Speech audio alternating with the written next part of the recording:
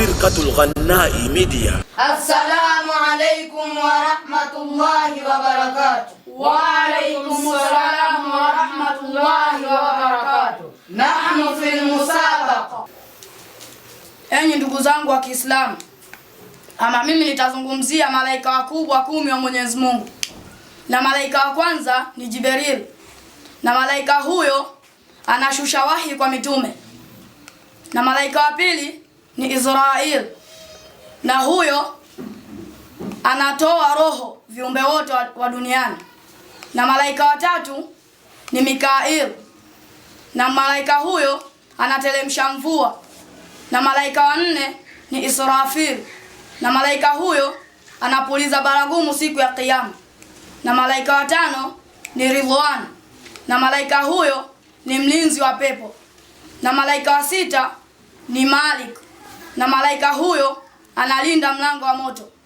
Na malaika wa 7 ni Raqib. Na malaika huyo anaandika mema.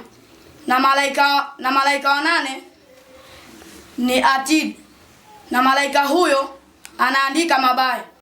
Na malaika wa 9 na wa 10 ni Munkar wa Nakir.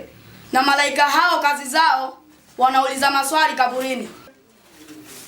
Mashaallah, Mwenyezi Mungu akuzidishie kila laheri kiongozi wetu. Allahumma amin. Awe.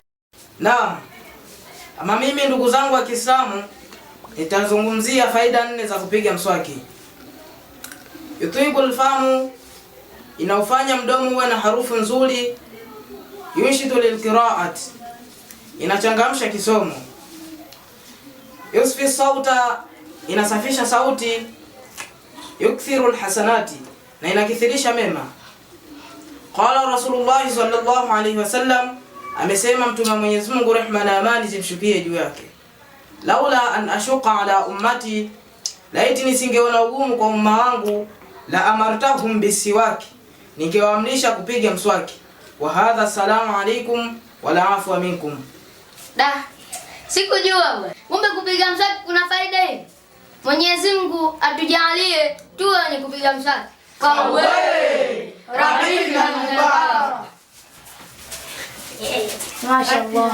Mashaallah. Firqatul Ghannai Media.